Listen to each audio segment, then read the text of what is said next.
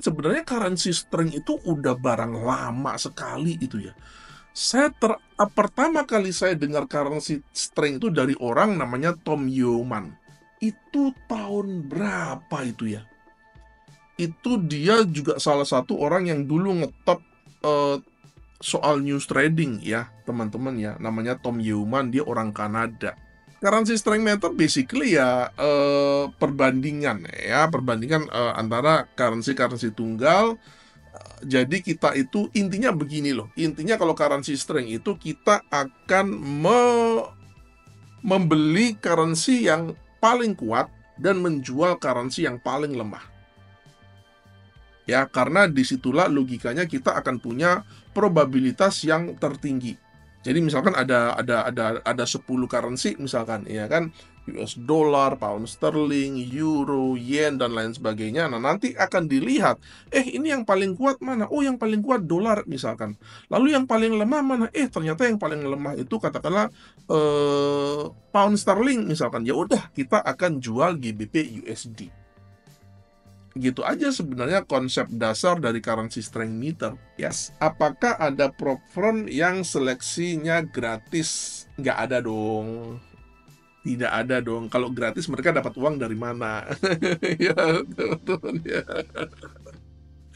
Mereka itu kan mereka itu kan bukan investor ya, sedangkan kalau prop firm yang dalam prop firm dalam arti sebenarnya itu kan investor ya, mereka itu hedge fund gede-gede ya, money apa market maker, liquidity provider yang gede-gede itu, bandar-bandar gede sebenarnya kalau prop firm dalam arti yang sebenarnya ya. Jadi prop firm itu sebelum kejadian krisis finansial tahun 2007-2008 itu bank-bank itu punya banyak sekali anak-anak perusahaan berupa prop firm itu. Nah, mereka itu trading on their behalf gitu ya, teman-teman. Jadi nggak jarang mereka itu trading against kliennya. Ya, which is itu sebenarnya nggak apa-apa sih ya, teman-teman ya, karena namanya juga mereka bandar kan ya, jadi lu jual gua beli, lu beli gua jual gitu. Tapi setelah tahun 2007-2008 ada yang namanya Volcker Rule itu, jadi bank-bank udah nggak boleh lagi punya anak-anak perusahaan berupa prop firm ya. Tapi prop firmnya sendiri sekarang masih ada, contohnya misalkan kayak Citadel itu prop firm gede ya, teman-teman ya. Nah, itu prop firm.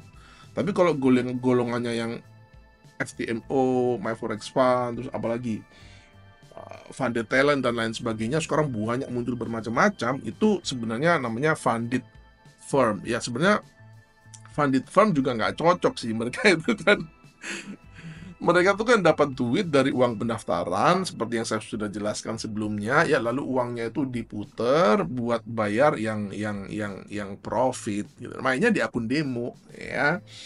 Seperti itu. Kalau misalkan gratis, pendaftarannya gratis, ya dari mana mereka akan bayar trader yang profit? Ya, nggak ada duit. Duit mereka hasilnya dari uang pendaftaran gitu. Pak Setio kenapa nggak beli BTC? Pertama, I am not a believer ya. Terus kedua, saya itu orangnya sangat teledor ya, teman-teman ya, orangnya sangat teledor. Nanti kalau seed phrase-nya hilang gimana? Itu selesai loh, nggak bisa di recover ya. Password hilang, lupa, seed phrase hilang, lupa, nggak bisa di recover ya. Dan sampai sekarang itu sudah ada sekitar 2 juta Bitcoin ya, kalau saya nggak salah, correct me if I'm wrong gitu ya, itu yang hilang di blockchain-nya, udah hilang udah. Jadi nanti sampai di 2040-an kita nggak tahu, supply-nya kan 21 juta, tapi kan ada 2 jutaan itu yang hilang ya, teman-teman ya. Ya cuma tinggal 19 juta doang. Itu yang menurut saya saya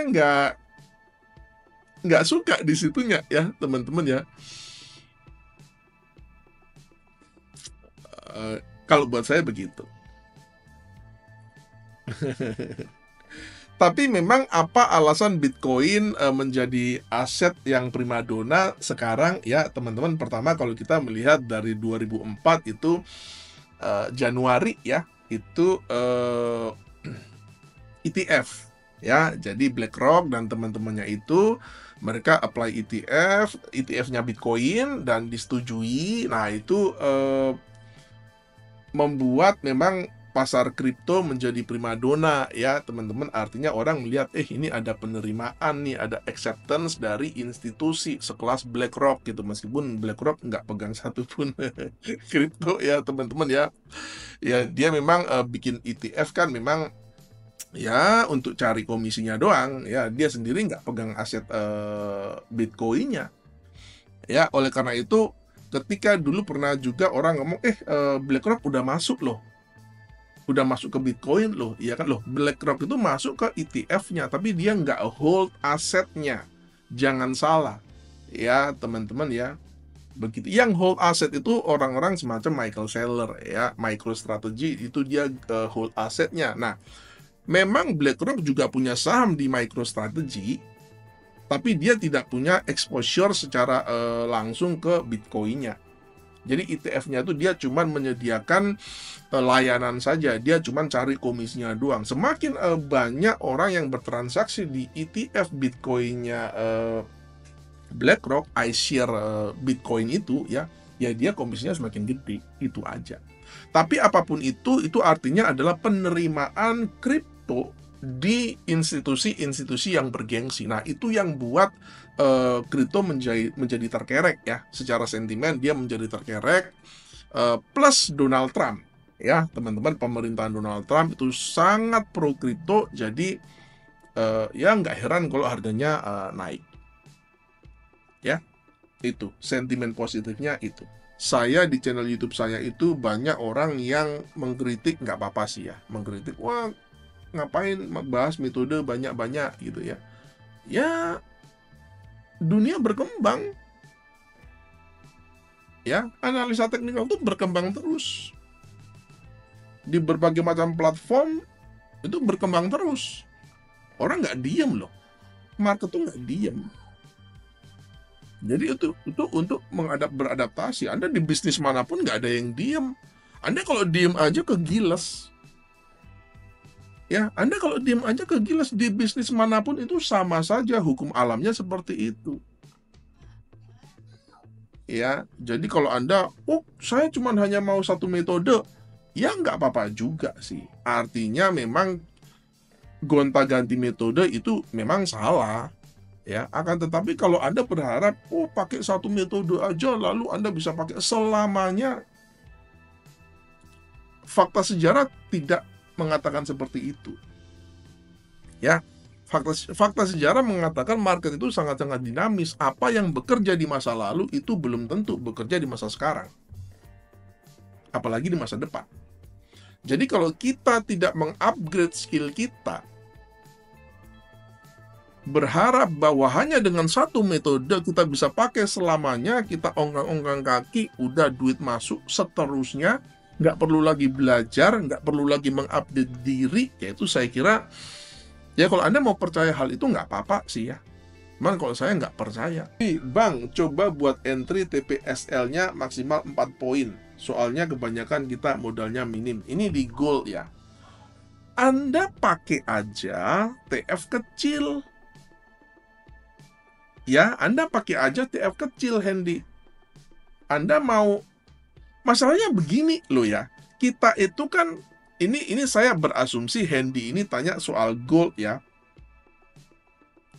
Gini loh, gold itu dia satu hari bisa 30, bisa 40 poin.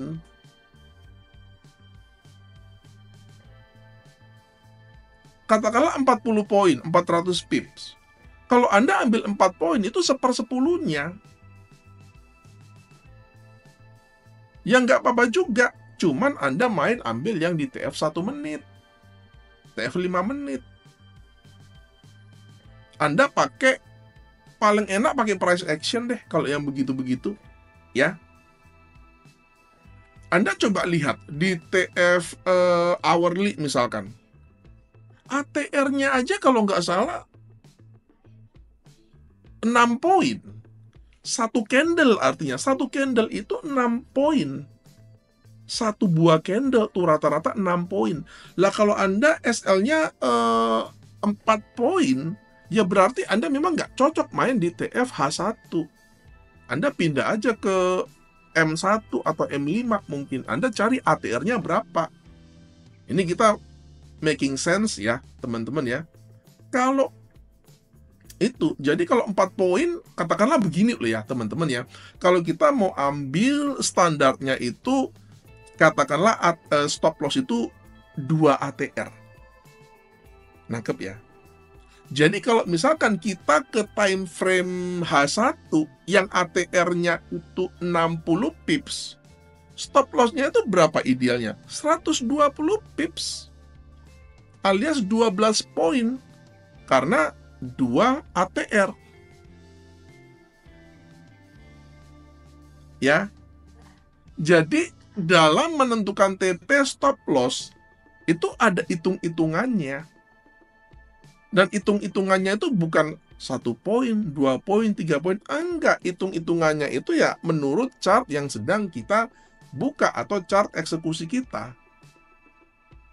Jadi kalau Anda mau yang 4 poin, ya Anda buka aja chart yang kecil-kecil, yang 1 menit misalkan. Kalau yang 1 menit mungkin 1 poin ATR-nya. Ya, kalau Anda buka di 1 menit misalkan, ATR-nya itu 1 poin atau 10 pip, ya udah Anda stop loss-nya 4 pip itu udah 4 ATR kan. Udah Anda pilih aja di 1M.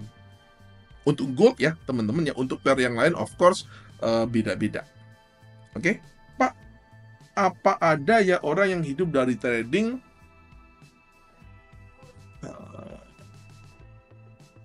Setahu saya nggak ada. Maksudnya yang hanya dari trading ya. Hanya dari trading ya.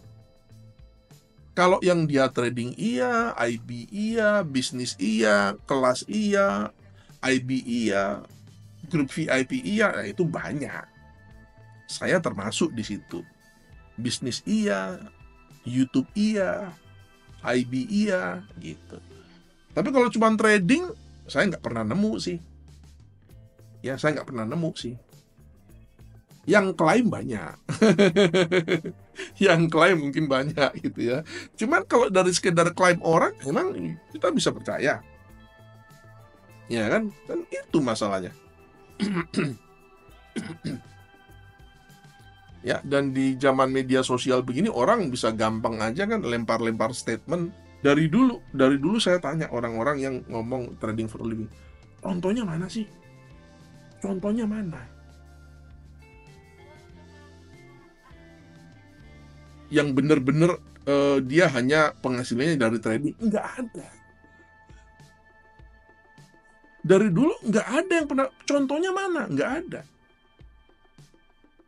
Siapa? Contohnya itu siapa? Dan menurut saya nggak penting juga trading for a living. Dan banyak juga tuh orang-orang yang nantang-nantang saya ya teman-teman, buka portofolio buka.